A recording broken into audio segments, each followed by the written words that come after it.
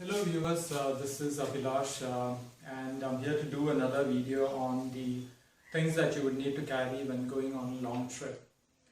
This was requested by one of my subscribers and I thought it'll be very effective video. So you have a list of things that you can actually carry when you're going on a long trip. So to start with, I've just made up a list here which consists of most of the things.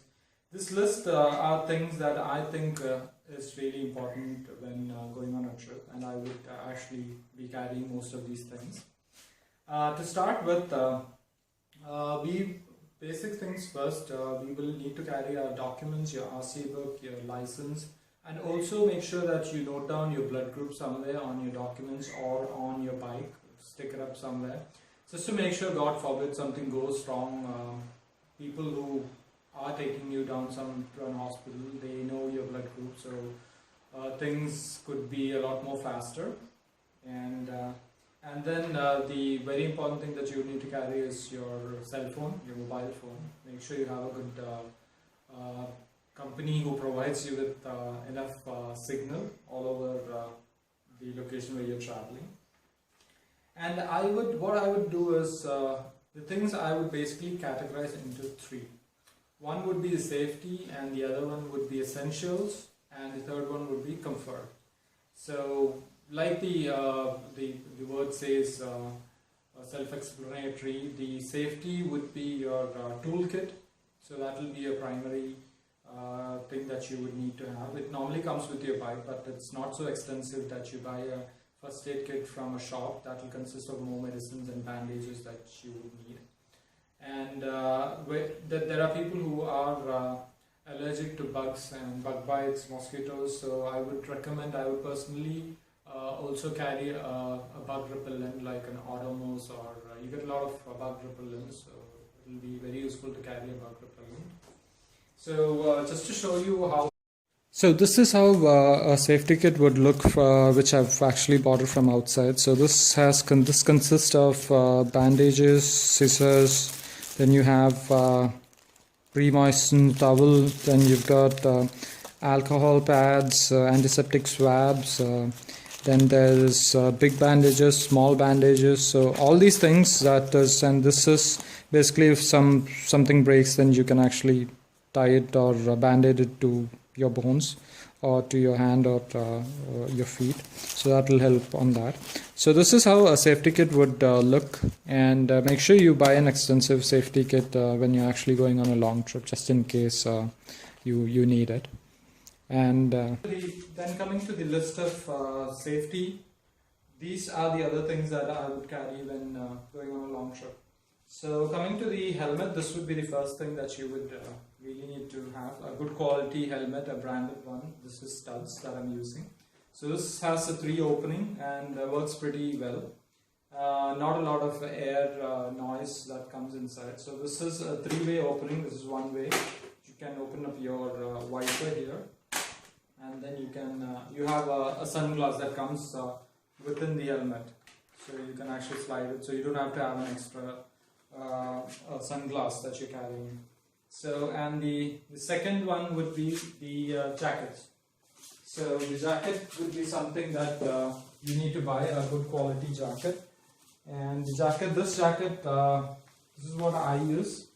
And this comes with all the safety pads. It's got elbow pads here on both the sides.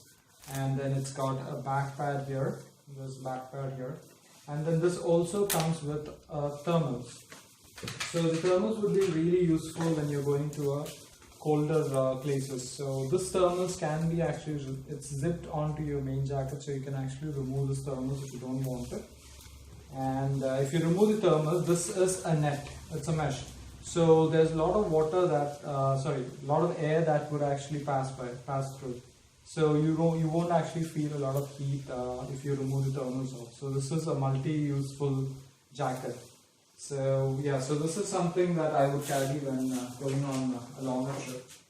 And then it's the gloves. I use these gloves. These were bought from the local market. So pretty helpful, useful gloves that comes with your knuckle pads and your safety things over here. So, and keeps your hand a bit warmer. So this is something very important that you would need to carry. And then the raincoat. Some of these jackets comes with raincoat. So if you actually have one with rain repellent material, then you don't need to carry an extra raincoat. But I don't have that because it's a mesh that as I showed you, it's a net, so the water still enters. So this is something that I carry when going on trips, especially in rainy season.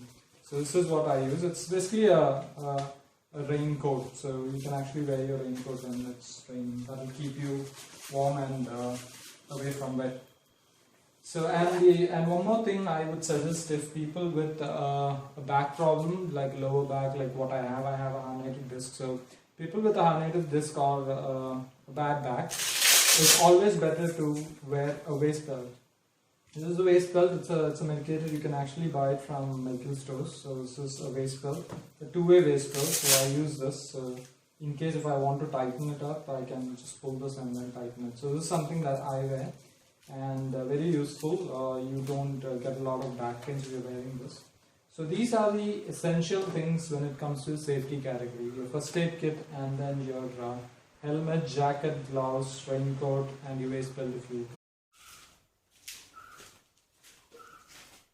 Now moving on to the essentials category, these are the things that I think you would really need. This is the saddlebag that I bought from a company called Gods, which I've actually spoke about in my previous video. So this is the saddlebag. I'll show you how the saddlebag looks. So this is from the company Gods. And so there you go, this is two-piece saddlebag that actually goes inside the main saddlebag. Waterproof material, and then there is a lot of space. It's a 75-liter saddlebag, a lot of space inside. There you go, you can see that, and it comes with a zip lock over here. So you can put your stuff, organize things here, put your toolkits here. So I found it very useful. A very good material that is being used on the bag. Comes with waterproof lower portion, so it's very good for wear and tear. And this actually, I'll need to remove these two boxes when I'm using my saddlebag. So it actually comes like this. So this is how the saddlebag would come if I fix this. So this is very useful saddlebag. So I would say you would really need to have a saddle bag when you're going on your trips. And then the other essentials would be the jerry can. This is the jerry can, so just in case you run out of fuel. And because in India there's petrol pumps are not very nearby when you actually move out of the city, so it will be very useful to carry a jerry can. This is jerry can, it's a 5-liter jerry can. So you can actually put this jerry can on your kit. And then you will. Then I would recommend you to have a bottle holder or your drinking water holder. That will actually be very useful, just in case you run out of water and you're thirsty. Then you have your water bottles. And the other essential thing that I think is really necessary, especially on Avenger, is because the ground clearance is already low on Avenger. So it is better if you have a shock absorber heightener. That's a small heightener. I have not got it on my bike. My previous bike had that, but it's not here right now. So it's a small piece that you screw it up on top of your shock absorber. So that will keep your heighten your motorcycle a bit higher, because you will have a lot of load put on your back end of your bike. So it will tend to sit down. So if you have a heightener, then your height is still maintained, so your ground clearance is actually maintained. And the other essentials that I prefer is, I already have a 14-volt LED lamps, but if you're actually thinking of traveling, going on a longer trips, it's better you carry a 23-volt or a 48, I think it's 48, no 45, sorry, just written it down. 45-volt LED lamps put on your bike, so you have enough light. and make sure that you don't switch it on if your engine is off. So because that will drain your battery. So make sure you do that. And then you need a toolkit. The other one is toolkit. Comes with your bike, but if it does not have a spanner or a plier, so maybe that is something that you will need to carry. And carry a tin of chain lube. So every 500 or 1000 kilometers you can lube your chains. In case you don't find a workshop or any mechanic, then you have your chain lubes. So that is something you need to have.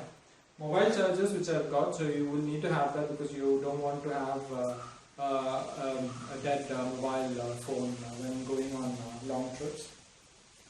Ziploc bags you can buy from most of the supermarkets. Ziploc bags are just normal Ziploc bags. So in case there's rain or something that you have to put it inside, or you tend to vomit, or any reasons you have your Ziploc bags available. And then also carry a small rope or duct tape. So in case something falls off or you need something to be tied up, keep a small rope or a duct tape with you.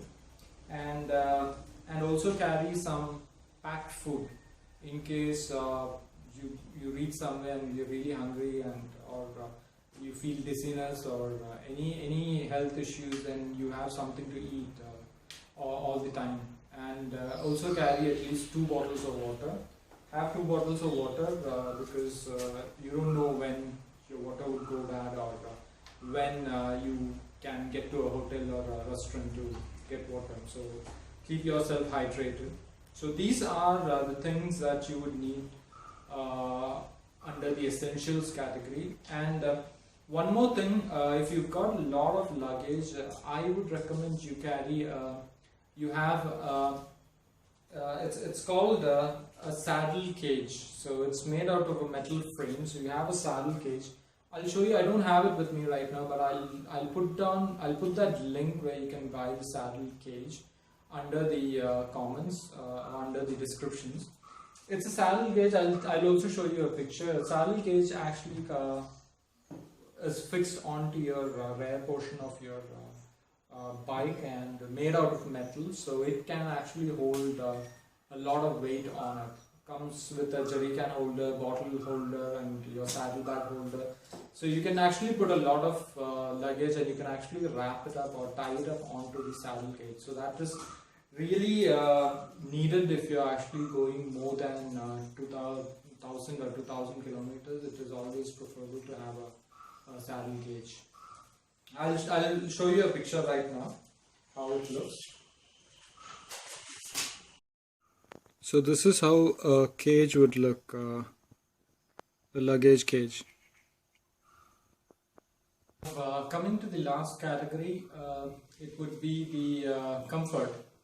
So the comfort, I've actually got items like extra foot pegs for your bike. So I'll show you how that works. It's good to have extra foot pegs because in that case you don't need to take a lot of stops. Plus in an Avenger bike you're actually stretching your legs, so just in case you want to shift your leg here and there, then it's better to have extra foot pegs. Also for the pillion, just in case if they want to stretch their legs, they can do. These are the foot pegs that I'm planning of putting on my bike. So this is an old foot peg from an old bike. Just removed it, or you can also buy it from scrap guys or used spare parts.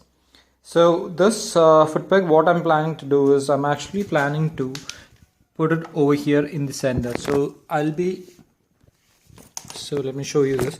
I'll be cutting it out of from here, and then I'll be connecting it or welding it over here on this spot here.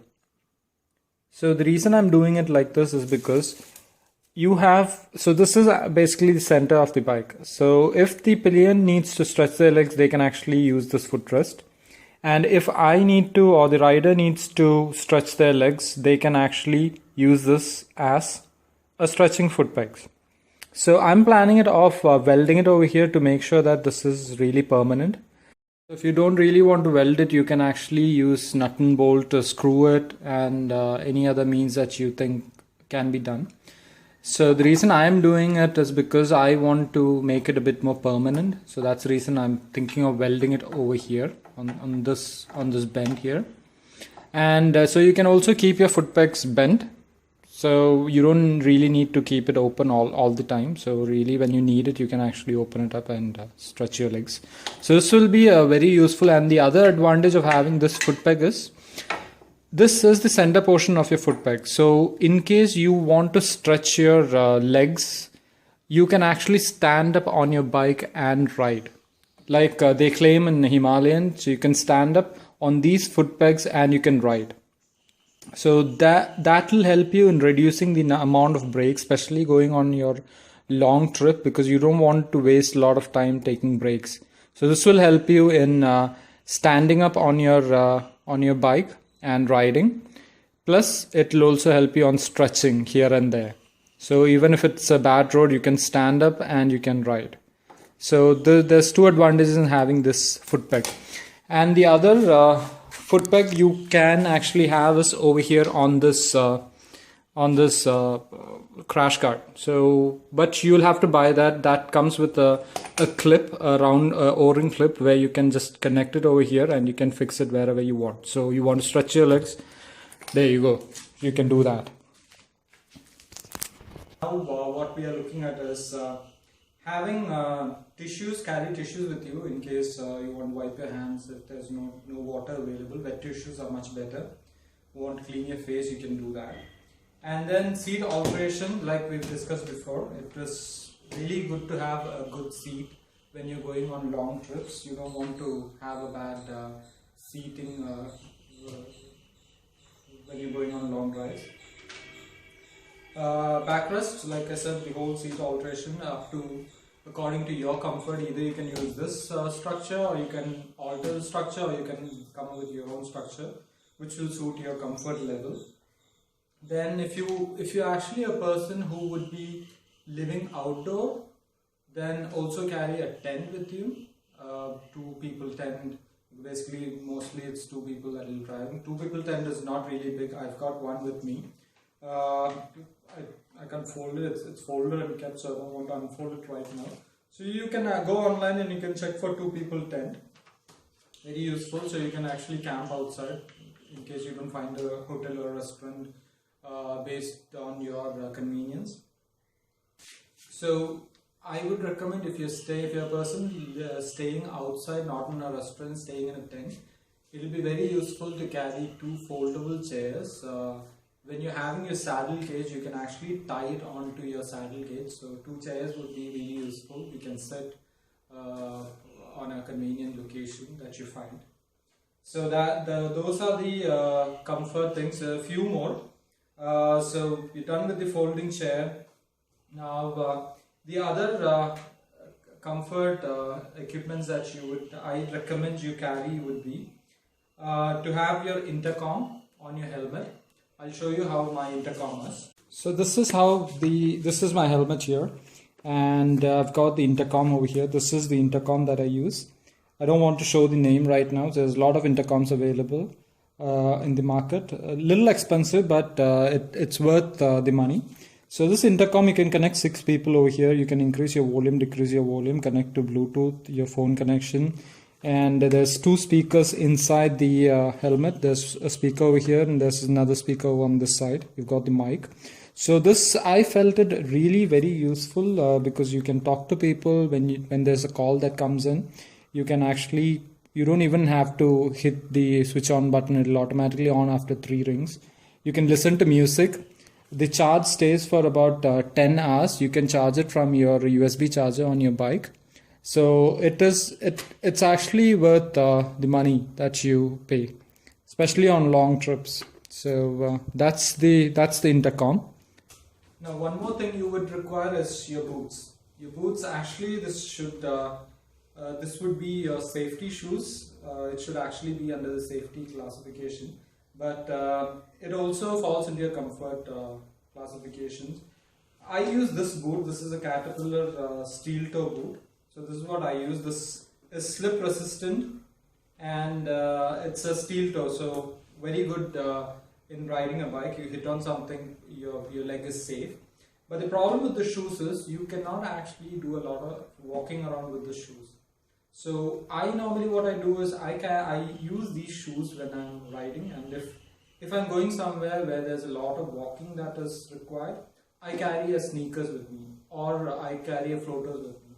So the floaters, so it's always better that you have your shoes while riding, and in case you get down somewhere and you have to do a lot of walking, carry a set of thin sneakers, not very heavy, thin sneakers, so that will not occupy a lot of your space, and two floaters. Now, two more things that I would recommend that you have is the one thing is the mobile holder. The mobile holder is something that you will be very useful. Make sure when you buy your mobile or your GPS holder, make sure it is water resistant. So that you know if at all it rains, then your mobile is safe, because it's expensive. And the other one thing that I really recommend when you're going on your long rides is that there is something that is called cramp buster. The cramp buster normally goes on your accelerator. So, and the other add-on to your accelerator would be a cruise control. So cruise controls are really expensive here in India. So what you can do is you can either buy a throttle lock that works like a cruise control. In case it's that is also even difficult to find a throttle control, a throttle lock here in India. So what I have done personally is that I was supposed to bring a throttle lock, but it's just that I forgot to buy those. So I found out another way how to make your own. It's a DIY make your own throttle lock. I'll show you in a bit. And the crampster, I have actually ordered a cramp buster online. There's a lot of cramp busters available on Amazon for cheap money, but the actual cramp buster is the name of the company who has actually invented this cramp buster. And that is quite expensive. It might cost you about 2,500 Indian rupees. But I've just ordered a cramp buster online. I have not received it yet to give you a review on that. As soon as I get that, I will definitely let you know that. Might take another one more week to get that cramp buster. I'll show you how the cramp buster works. Before that, I'll show you a picture of cramp buster. Before that, I'll show you how the cruise control, how do I fix a cruise control on your bike.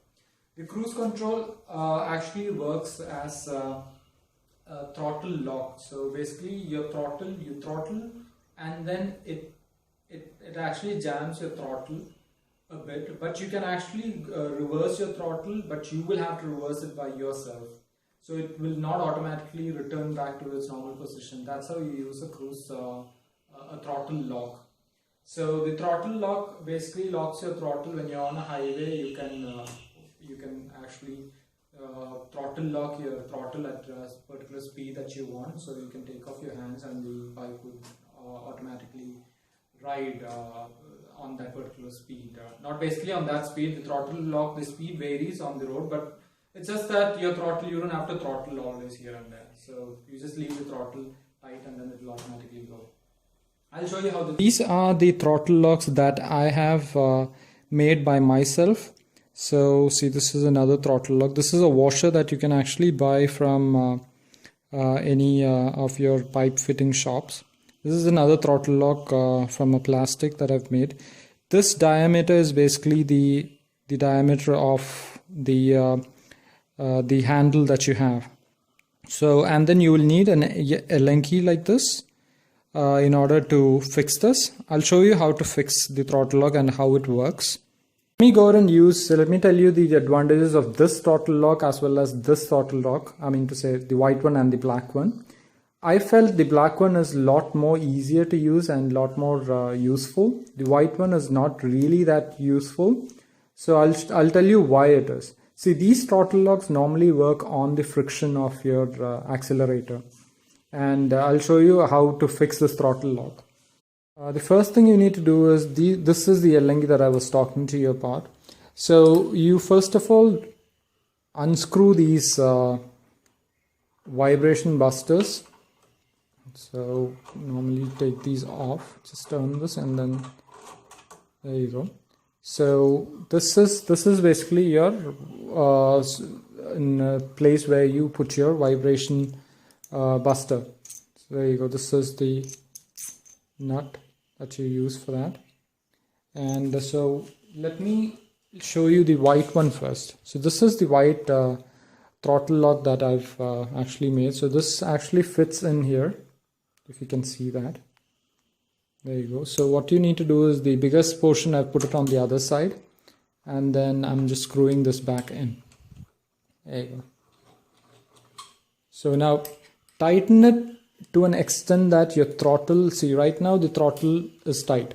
So now you loosen it a bit so the throttle works fine, like how it used to be. Now the more you tighten it, the friction holds the throttle tighter. So now if you turn your throttle, it stays. There you go. But one disadvantage of having this white throttle lock is every time you throttle up and you release your throttle, it tends to loosen this nut here. And after a while, what happens is, see, now it goes back to its normal position.